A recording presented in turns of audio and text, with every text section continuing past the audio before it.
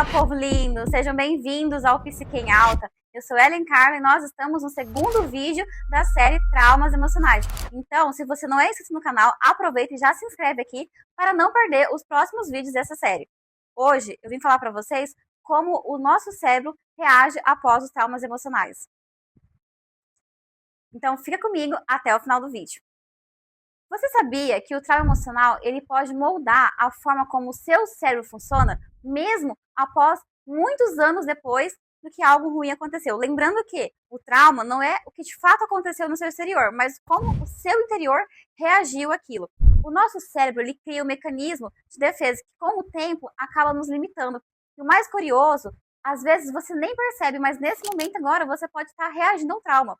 Vamos falar sobre a memória emocional, congelamento, autossabotagem e o que é possível fazer para reprogramar esses padrões e recuperar o seu controle emocional. Por isso, fique comigo até o final do vídeo. Ao contrário do que muita gente acredita, o tempo ele não cura o trauma em si. O cérebro ele guarda experiências com carga emocional intensa, especialmente quando a pessoa se sentiu impotente, vulnerável ou até mesmo sem saída. E quando o cérebro não consegue processar o que aconteceu, ele arquiva aquilo de forma toda desorganizada, como se o evento ainda estivesse acontecendo, porque o nosso inconsciente ele é atemporal. Exemplo, imagina alguém que foi constantemente humilhado na infância. Essa pessoa ela cresce com a sensação de que ela não é o suficiente. E mesmo que hoje ninguém a trate assim, ela continua se auto-julgando, se cobrando demais, ela acaba sendo muitas vezes perfeccionista. Isso acontece porque o trauma, ele continua ali, ó, ativo no nosso sistema nervoso, mesmo que a pessoa não se lembre conscientemente. O ciclo automático do cérebro que foi ali traumatizado, ele é marcado por várias experiências traumáticas. Ele entra no modo sobrevivência. O problema é que esse modo ele pode se tornar crônico. E isso ativa comportamentos e reações que parecem sem sentido, desproporcional, mas que tem uma lógica interna, e essa lógica é de proteção.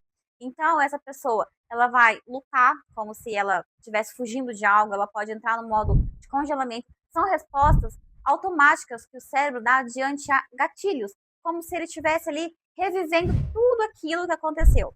Muitas vezes, aquela pessoa vai evitar conversas, vai evitar compromisso, relacionamento, ela vai entrar no estado de congelamento, onde ela se paralisia, fica uma pessoa até um pouco apática.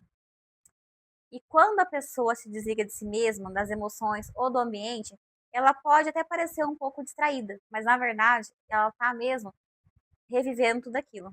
Exemplo, uma pessoa começa a falar de uma situação extremamente dolorosa. E ela começa a rir. Não é piada, é o cérebro dela que está bloqueando o acesso à dor real, como uma forma de proteção. O cérebro, ele associa coisas boas com perigo. Por exemplo, o sucesso pode significar exposição. Exposição pode lembrar algo que aconteceu ali no passado. A pessoa que sempre desiste quando está prestes a conseguir um projeto que ela quer muito, o relacionamento dela está indo muito bem, mas ela acaba ficando assim, poxa, algo vai dar errado. Então ela vai lá e se sabota antes que o problema realmente aconteça. Tudo isso são estratégias inconscientes do cérebro para evitar a reviver aquela dor antiga, mesmo que essa dor já não exista ali, ó, na memória consciente. O trauma, ele não é lembranças, ele é um padrão. Um dos maiores mitos é achar que o trauma, ele só existe quando há uma lembrança clara. Mas o trauma, muitas vezes, ele fica ali no nosso inconsciente. Ele vive no nosso corpo, nas reações, nos padrões repetitivos. Às vezes você sente uma angústia interna ao ser contrariado, mas não sabe por quê. Você se sabota sempre que alguém te valoriza, como se aquilo fosse errado. Uma pessoa te elogia e você acaba não acreditando naquele elogio. Você vive sempre em alerta, com medo de relaxar, como se o perigo estivesse sempre por perto. E isso nada mais é do que o trauma operando abaixo da superfície, sem que você perceba de forma consciente. A boa notícia é que o cérebro ele tem a plasticidade.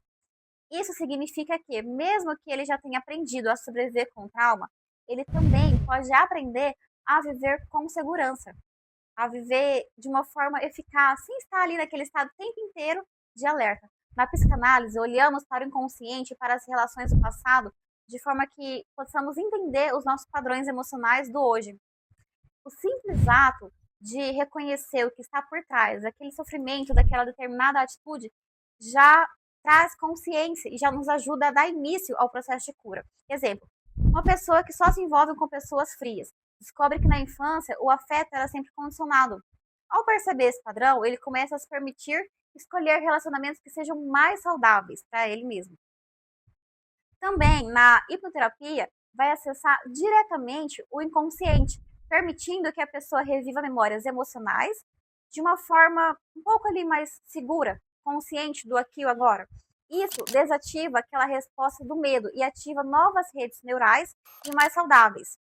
Vou dar um exemplo para vocês. Uma pessoa que tem muito medo de falar em público.